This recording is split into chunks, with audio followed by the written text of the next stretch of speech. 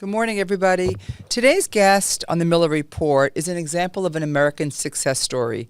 He's a developer, a contractor, a philanthropist, and the owner of Dynasty.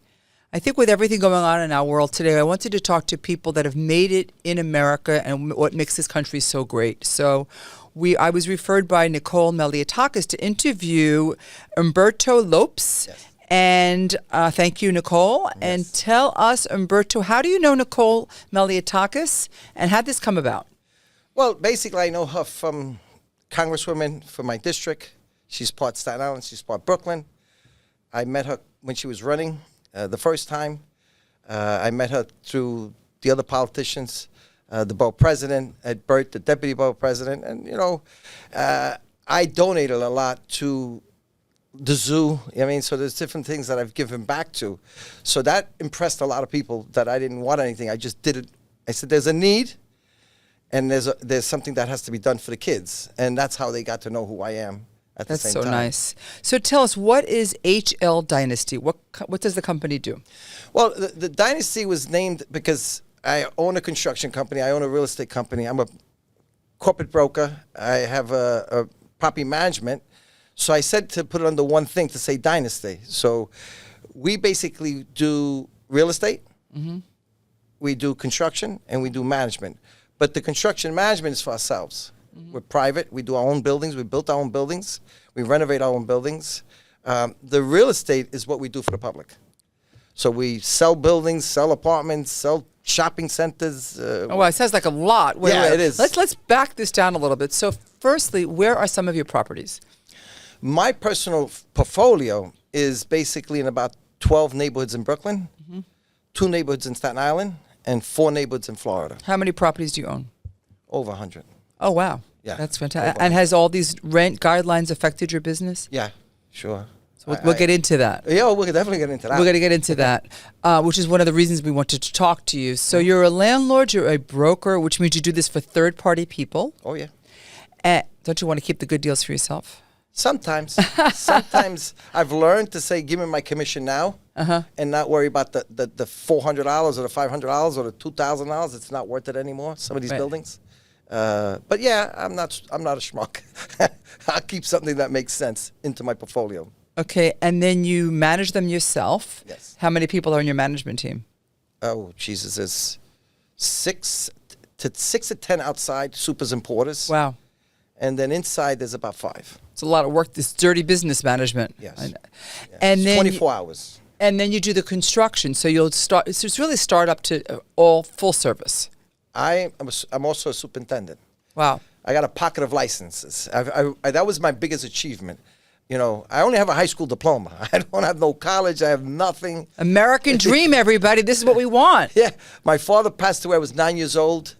J.P. Morgan wrote a story about me. In the Love sense it. Of where it's actual dynasty. It's actually something that wasn't handed to me. My father passed away. I was 9. I promised myself to become someone to make him proud of me. And being born and raised in Red Hook is something where your destiny was 2 places. All right? It's either jail or the cemetery. That's it. That's where you're coming out of this neighborhood. Are you Italian? No, I'm actually Portuguese and Puerto Rican. Wow. I got the Brooklyn accent, so I speak with the hands, and some people say, are you Italian? Most of the time, it's okay. That's the Brooklyn style of being born in Red Hook, But when you do certain things, it's like a challenge, right? And then I say to myself, I can do that. I can do this, and I can challenge myself. But getting back to being a superintendent, that's how I built my buildings, because I started first with construction. I had to wait until I was 18 years old. Wait, so I read that you don't even carry a toolbox. You just walk around and you just fix things. Going back to when you were 9 years old, so you got inspired because you were doing construction. Your dad was in construction? My dad was a longshoreman, and he was a handyman. So he was a handyman. Yes. On the weekends, he would go to people's houses and fix them. Wow. So I was 5, 6 years old, and I would be with him, and not knowing, what was what was going on. But I seen him doing brickwork, and I saw all the stuff. I got fascinated with it because you were never in the same place. You're always going here, finishing that, going to another place. So it was basically not a 9 to 5. You know what I mean? It was basically at a young age seeing that, okay, we'll take care of this. After he's done here, another friend said, hey, that lady needs some work. So he would go to that house. So there was a person that when my father passed away, Tony Trigo, he picked me up. He would wake me up, get me out of my bed, take him with him. And I give credit to him also because then I started learning construction. I even learned how to sweep. Because he took the broom off me. He says, you don't sweep like that. Mind you, I'm only 9 years old, 10, 11, like that. So I was That's blessed to have a good story. somebody. That's a very good story. Tell us about the first project that you bought. The first project I bought was down in Red Hook. I bought on Walcott Street. Because the construction was growing and I was in a vacant lot, I knew that I couldn't grow anymore. So I bought my first piece of property, I think it was about 19, 20 years old. How much was it? At that time was $120,000. And the blessing that I had was that I only had about 8 to 10 grand saved. The owner held the mortgage. What was the Owner mortgage finance. rate? 40%. Is everybody listening? It was 14%. Yeah, I paid even 16% of it in my life. You know what I mean? So when you say today's time, I don't worry about it. But getting back to that time, the challenges were to not looking if I'm going to be successful. I was just trying to achieve something. So when I went from that and I bought my first piece of property, I already had a few years in construction. You know what I mean? And then I had a truck. I rent the vacant lot. There were so many people that didn't listen to me. When I asked to a friend of mine, hey, listen, there's a lot for sale on Sackett Street between Columbian and Van Brunt. The lot was going for $8,000, $9,000, something like that. I remember this like it was yesterday. I was about 15 years old.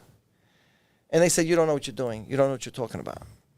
And then I knew that, okay, I was talking to the wrong person. That person had a lot of money. I don't want to mention his name because he's going to get upset. He knew that he didn't want to lend me the money because he felt that I was too young to do something. And at a young age, I've done so much. Did you buy it anyway? No. I got to buy, it went by, that was at 15, 16 years old. I'm not even incorporated. I'm actually, which is a crazy story, going back a little bit more. When I was about 9 and 10 years old also, I also worked in a grocery store, stocking shelves. It was my brother-in-law's father's store. So Was I would it go there. Christie's? No. It was actually, back then, Columbia Street was all mixed. You had the Italians, you had the Hispanics, the Puerto Ricans, on one side, the Italians. It was all mixed on Columbia Street. It was really nice growing up there. You had the gangsters, you had everybody mixed in together. But I started working in that grocery store. And part of the story, when I worked in that grocery store, learning how to stock shelves, learning how to bring the groceries, go up 4 or 5 flights in the middle of the winter. I guess I would say 15 years later, I bought the building. Right. And I own it today. It's funny, I've spoken to John Castamentidis several times, who owns Gristedes, and he always tells the story as well, that it's the real estate that really led him on his career. So it's always about the real estate. It always goes back to real estate. Yes. So what are you seeing in the market today? So you bought it at 14%. Now we're at hovering around 7 to 8. Are you buying now? What do you see today? Well, I just bought, I would say it's going to be 2 years. I bought 4th Avenue. I bought the whole block on 4th Avenue. In Red Hook? No. Now I'm in Greenwood Heights. Okay, where's Red that? Hook, Where's Greenwood Heights? Tell us the neighborhood. Now that's what they call Greenwood Heights. It's in between Park Slope and Sunset. Wow. They named that Greenwood Heights.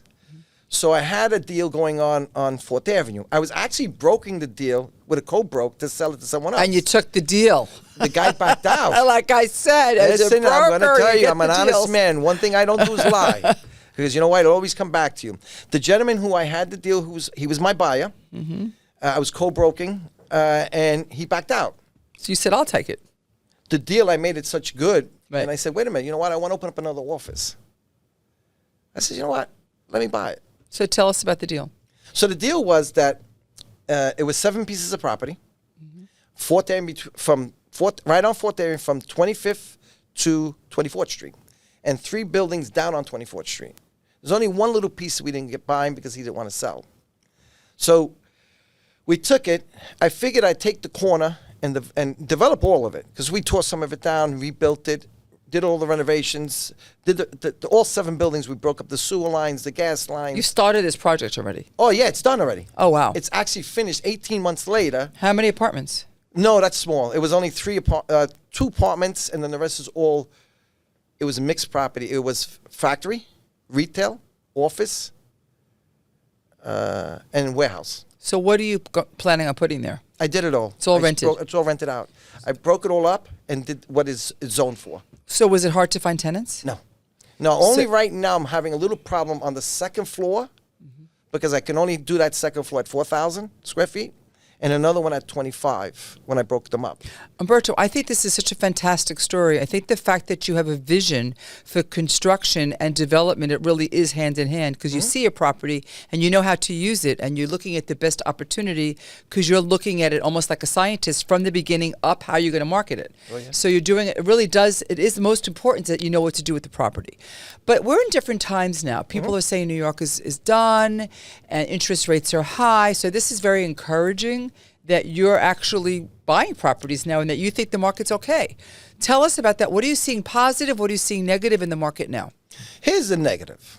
The negative part is that what's hurting right now is the mom and pop real estate people. You see? And that's our backbone, right? So the mom and pop gets hurt. Why? Because of the restrictions on the apartments. You can't raise the rents, from 2019. You can't do certain things. You got to renovate it. All the new laws that are coming, the lead, the asbestos, all these things. IS 87, IS 95, NOCA Law 11. Yeah, all the numbers in the address. There's too many to go by, right? Which I'm involved with now also because I have to do the same thing. But you're in construction. And I'm in construction. But, the only part I save is the 20%. But everything else, I got to still pay the men. I still got to pay the insurance. I still got to pay everything. But the market is right now where the baddest part right now in this market is the tenant landlord court. The housing court. Housing which court. Takes years to get in. Out. Get a person out. Years to get it on the document, Yes. and then hours to get it and then out. to get them through the process. I shot a video a couple of days ago on what I call professional tenants. And this is what's hurting the industry on the lower level, right? Us building the big buildings and renting them out, there's no rent stabilizer, there's no rent control on that. But the older buildings, where people are doing right now that's hurting the market is where they're living there, claiming that they can't pay the rent, and the system allows them to keep on going. So for argument's sake, there's a gentleman that owes us $20,000 in rent, right? That same individual, since I bought the building 7 years ago in Bay Ridge, he's been doing it every year. They're professional. Professionals. I call them professional. Why? The system is I would love to change the system to help also the taxpayers. Everyone that's paying taxes is getting hurt. And it boils me up. Even though I'll get paid a year later. So here's, for argument's sake, we'll use this gentleman as a reference. This man here, every year, he waits, goes to court, and he gets a one-shot deal. Waits 3 months where the system keeps on going, and now he keeps on paying me for 3 months, then he stops paying me. It's the system is rigged. I agree with you. I'm so glad you came on the Miller Report today. Facts show that there are about 500,000 apartments that are not on the market today because the small landlord is afraid to put a tenant in there for exactly this reason. Yeah. So we say we have a housing shortage. However, landlords like yourself will not list their apartment, won't put it on the market because their taxes go up, their maintenance goes up, they have to fix the apartment, and then you can't evict the tenant. So you still have to pay the tax, but you're told what rent you could charge and if you could evict a tenant. I've had Bill de Blasio in the Miller Report, and we talked about this, and he said it's pretty much the landlord's responsibility because they bought the building under those conditions. I don't think any landlord expected that they're going to buy a building and they have to wait 2 years to evict a tenant. And by the way, non-paying of rent is not a reason to evict them. So you're preaching to the choir. Some of my landlords are millions of dollars in arrears by tenants that are not paying rent. And why would a landlord want to build when they can't make ends meet on the expenses that it costs to keep a building full? And they need to make a profit. They should make a profit. So I understand it's got to be changed, but you're still buying. No, I'm not buying. Remember, what I bought was commercial and industrial retail because that's a different market right now. So I'm not buying in the sense of those multifamilies. No, I walk away from them. I don't even sell them. People come to me and they come to me with a crazy number. I say, I can't even get rid of that. So what do you think is going to happen? something's got to break down. In the sense of this, like back to this gentleman here, just for an argument's sake, the problem that he has, he owes me 10 months of rent. He went to court, and this is the problem I want to bring out that bothers the hell out of me. How does he tell the judge, I need repairs? That's always the line. That's always the crap. Okay, no problem. But then he said I paid partial rent. Just said, okay. Was that $1? $500. From the $20,000 you owe me, you gave me $500. And that gives him another year? Yeah, this is what I'm saying. You know the court date I got for him was March 11th. March 11th. And how much does it cost you to keep up that apartment? Oh, that apartment he's paying $1,000-something a month. So when I go to What are your court, taxes on that? oh, that building is $56,000. So it's a 20-unit building, don't get me wrong. But it's still not making ends meet now because of him. So you'll turn it back to the bank. The bank will have to foreclose, and then us taxpayers will pick it up. Yeah. So But let's go back to this way first. The first thing is the tenant. This is the 7th time he's done this. So I want to get this point out is that, wait a minute, he's going to court March 11th to ask for what? One-shot deal again. Where's the record to say, hey, wait a minute, I can't mention his name, so-and-so. Oh, wait a minute. 1, 2, 3. You've been here 8 times.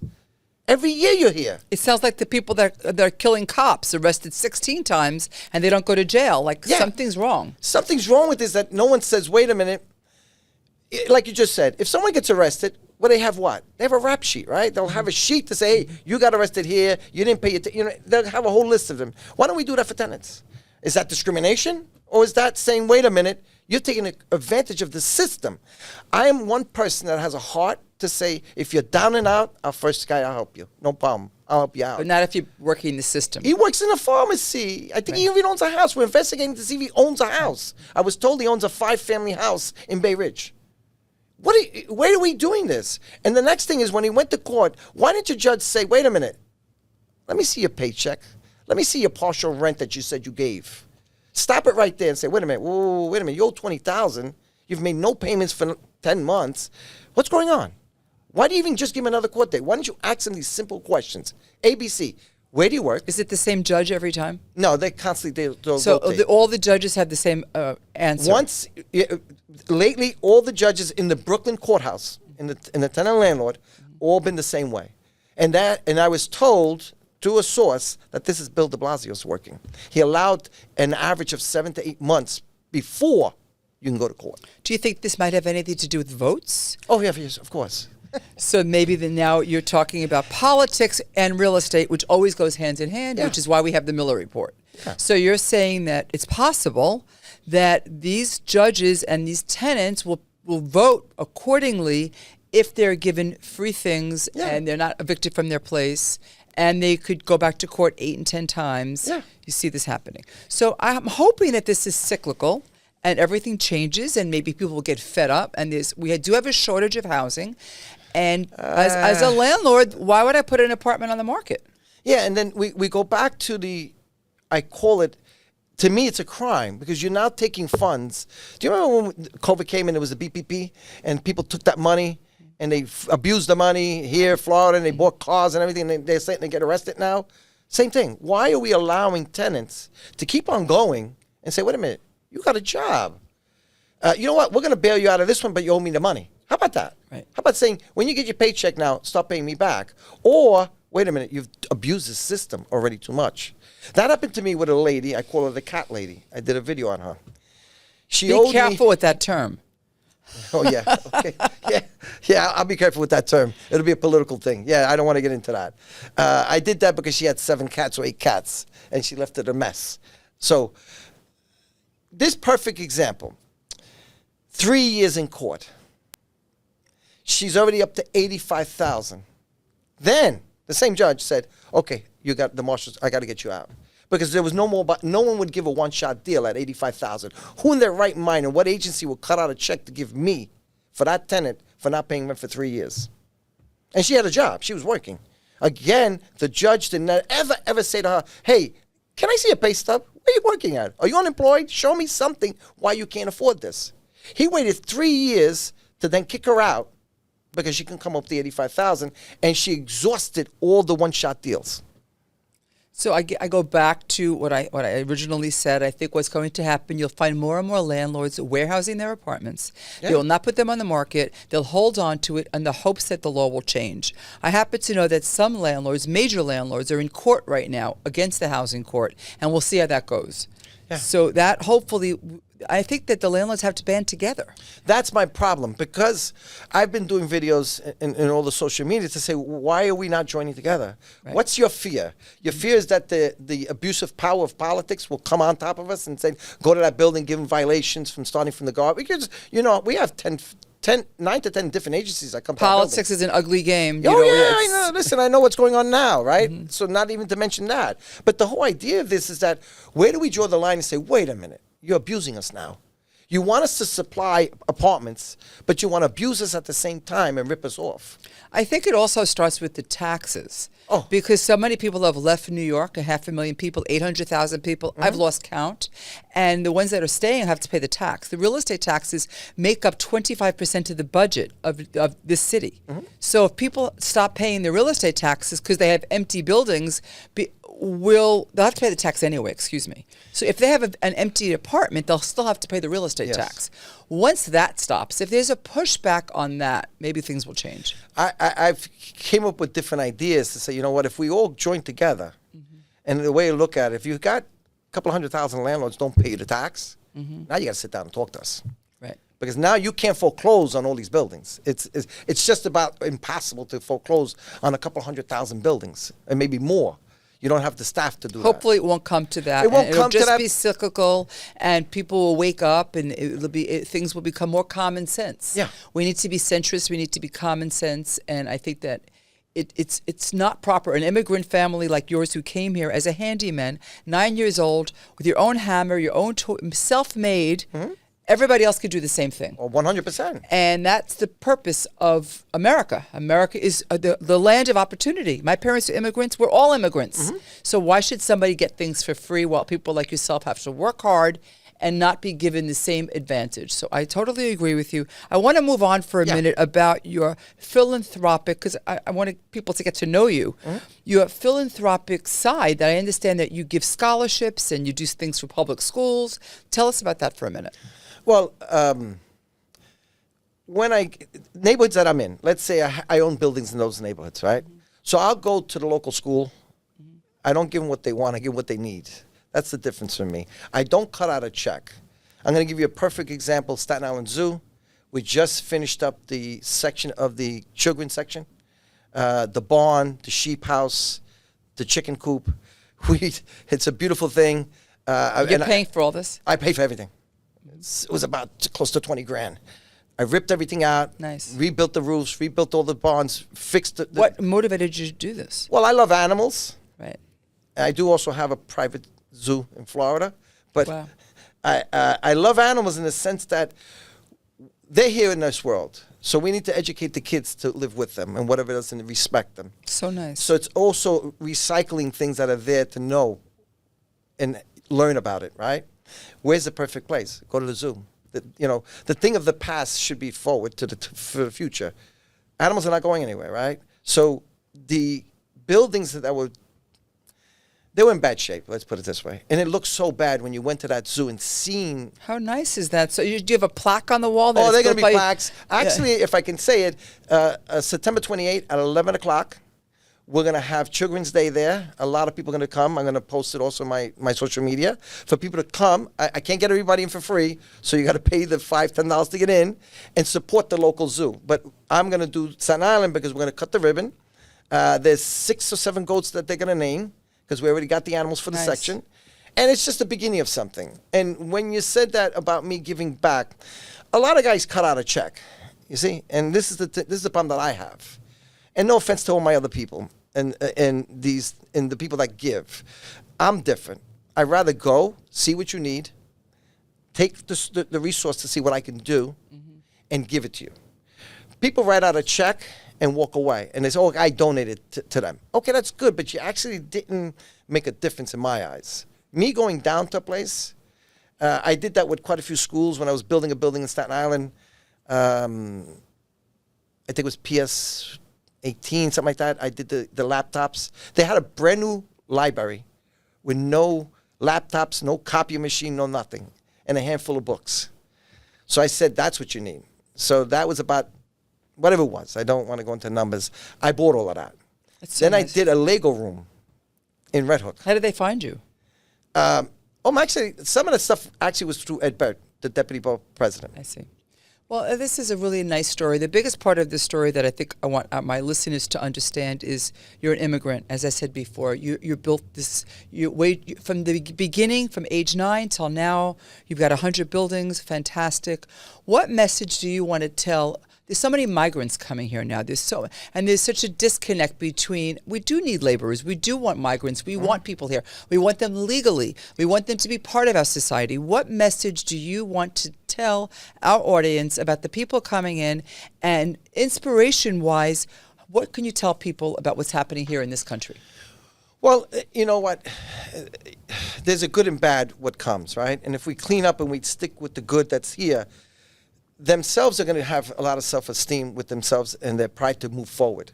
They're not going to come here to slack off and not do anything. So to me, is that the ones that want to achieve something is for them to get more motivated. What would you tell them to do? Start from the bottom and work your way up, just like what I Do you did. think there's opportunity for everybody? Of course there is. And do you like what you see right now? No. What about it? The way the economy is Yeah. and the way things are going? What's happening? No, I don't like how this country's being run. I don't like how the city's being run. I'll break it down closer. I don't like the neighborhoods that are being run. I don't like that I just invested on 4th Avenue and bought this whole block, and now I got five homeless shelters with nothing for them to do. This is where I don't like it. I don't want to talk about just the United States. Let's break it all the way down. Let's go to the local neighborhood of Brooklyn's, Manhattan here. You have 5 homeless shelters with nothing for them to do. Can you employ any of these people? No. Why not? I employ someone that wants to work. And how do you know who does and who doesn't? They're just hanging out and smoking. So then there's no motivation there. You must work within. So if you have that homeless shelter there, have someone downstairs in the lobby, letting them get some type of knowledge, bring them back to school, give them an incentive to move on. Whatever happened to you in your life, okay, let's put that to the back. Let's move forward. How can I help you? What are you good at? What do you feel you want to do? I think everybody wants to work. Everybody wants Yes. to be productive. I don't think anybody wants to sit and smoke pot and not do this. I think people have to be given an opportunity. So if I'm a migrant and I come here and I want to help, how do we get this done? It's starting a plan from the bottom. So if you do a plan, like I say, and I'm talking about the Americans that are in the hotels. So most of them are just they're not migrants. These 5 hotels. If you start a plan within let's say that first Training. hotel, training in what that person's ability. Everyone's got a gift in life, right? Mm-hmm. So if we take that gift, and no matter how old you are, you still have a gift before you lose it, right? So if I look at a person and say, hey, what are you good at? Let's narrow it down. And then what do you want to see yourself at? Now you're giving them an avenue to think. And say, Rather okay, than just money. money. So Right. now you're saying, hey, I like to do cars. Okay, you want a body shop? Do you want to work in a mechanic? Or do I send you to school to learn the technology of a Tesla, right? Because they got to fix these cars, right? We'll take that. Let's go in the construction line. What is there? 100 and something types of different businesses or 150 different businesses in one house, one building? From the appliances, right? From the windows, the doors. How many people make that stuff? You know how much we can do in this country, in this city, in this borough? We can have people open up window places to make windows. There's a lot of opportunities here, right? But if you don't steer the people, some of these people are homeless not by choice, right? Mistakes have happened in life. I want to help too those easy. people. It's become too easy. Of They're course. not motivated. They're not motivated. So we need to start from the beginning. We have to train them. Yes. We need vocational training. Like you said, start from the bottom, work their way up. I'm going to vote for you to be like, what job could we give you to mayor? Well, listen, there seems to be a lot of openings. There is a lot of openings because a lot of people are not going to like me, which is okay because that's the life I'm going to choose. But in other sense, you must make a change. And sometimes people are not going to like that. But if I'm going to have, 200 people or 150 people or 175, whatever the numbers are in each hotel, and we don't stop that, it's just going to grow, right? So if we take a look and say, wait a minute, let's take you guys here first, and let's do a test run. We're not going to be right the first time, maybe, but let's do something to test that run. So I'll do that format and say, okay, let's try this. I'm a man that tries. That's how I became successful. I've failed numerous times in life, and I still fail. But I'll move forward with it, right? I'm not doing that again, but I know to go forward. So if we put a plan and say, hey, listen, we're going to stick you in here, and there's going to be a classroom. Take one of the rooms, make it a classroom, and start talking to them, and start figuring out which way we guide this. Before you know it, you're going to motivate them. So if there's 15 or 20... And that's not being done. That's not being done in my eyes. So they're just being thrown in hotels. Yeah. They're not given any training. Nobody's talking to them. So you're saying to do it organized, to have any homeless or migrant that's in a hotel, they should be required to go to class. That's right. And learn something about where they start, what training. I think that's a great idea. It's like, it's a great idea. I'm going to go back, because I'm not going to say my age, but back in Giuliani, and when Giuliani took over, this was New York City was bad, right? What did he do to all the people that were on public assistance? He said, you're going to go work to the sanitation. You're going to go spend time in sanitation. You're going to go to the parks department. He made them work for their check. Right. They didn't like it, but you know what? After a while, they got out of that motivation of just staying home. Now they got to come out to work. You're still getting a check. You're still getting your public assistance, but let's go to the park. Go clean the park. Go clean go work for sanitation. He even put them in the building department. I used to see people in the building department, right?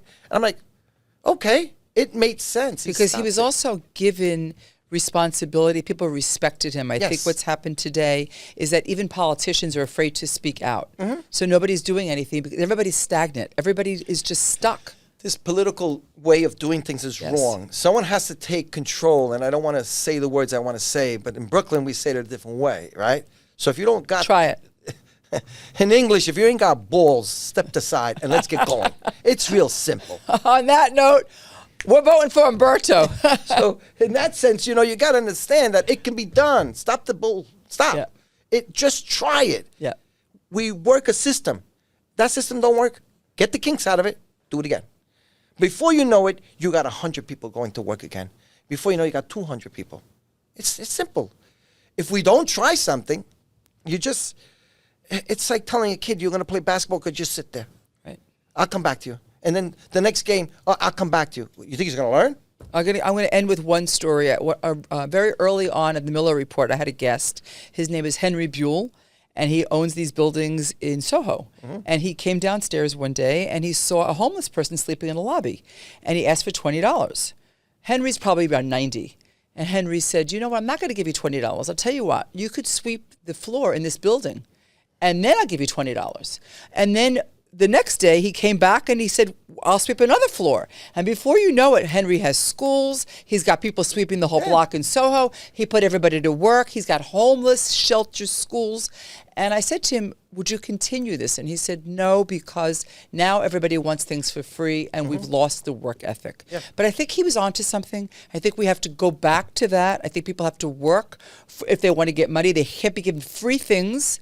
And hopefully we're going to band together and this will change. So thank you for coming on the Miller Report. And we need more people like you. Thank you. Yes, thank you.